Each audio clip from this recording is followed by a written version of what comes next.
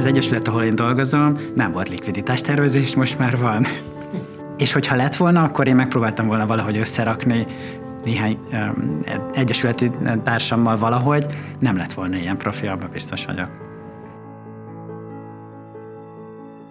Önkéntesként részt vettem más típusú programokban, de azok általában ilyen kerítésfestés, szemétszedés, tehát ilyen típusú programok voltak. Ebben pont az jelentette a pluszt, hogy abban tudtam segítséget nyújtani, ami ilyen szakmai hátterem van, és amivel segíteni tudom a szervezetet. Szerintem ez nagyon fontos része a programnak, hogy a szakmaiságot tudja közvetíteni a szervezeteknek. Azt láttam, hogy csillogó szemekkel fogadták az információkat és a segítséget. Ezt a nagyon jól összerakott Excel-t. Egyébként az egész program nagyon összerakott, és egy nagyon hasznos eszköz a civil szervezeteknek.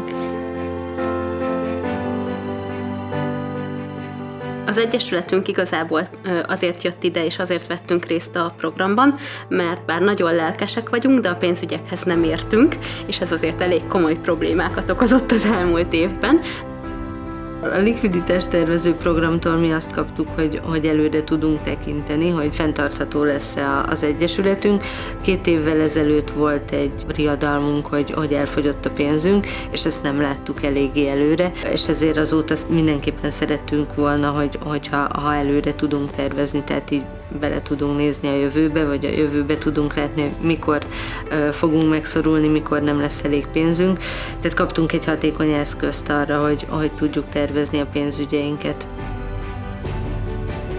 Az változott meg, hogy viszonylag napra készek vagyunk.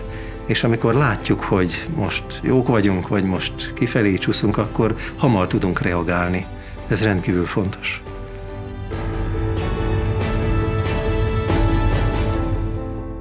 Azt látom, hogy ez nagyon hasznos volt a szervezeteknek, nagyon pozitív volt a visszajelzésük. Sokan azt mondták, hogy egyszerűen el nem tudták képzelni, hogy ők mondjuk egy ilyen pénzügyi tervet összerakjanak, hogy ezzel utána havi szinten foglalkozzanak, viszont így a mentorok segítségével, támogatásával már úgy érzik, hogy napi szinten, a havi szinten tudnak ezzel foglalkozni magabiztosan, úgyhogy szerintem ez így nagyon sikeres programnak mondható.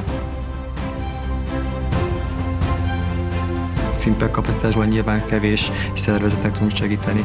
De annyi olyan önkéntes van, akik, hogyha kapnak egy felkészítést, kapnak egy sablon, készen kapnak minden olyan dolgot, amit csak lehet, akkor nagyon jó minőségben, eredményesen tudnak segíteni nagyon sok szervezetnek. Ez vissza is igazolódott, mert 70 vállalati önkéntes jött 8 nagyobb cégtől, és 34 civil szervezet jelentkezett a programra. Ez kb. Dupla akkora létszám, mint amire számítottunk. Nagyon nagy az igény a szakmai önkéntességre, de nagyon kevés konkrét lehetőség van.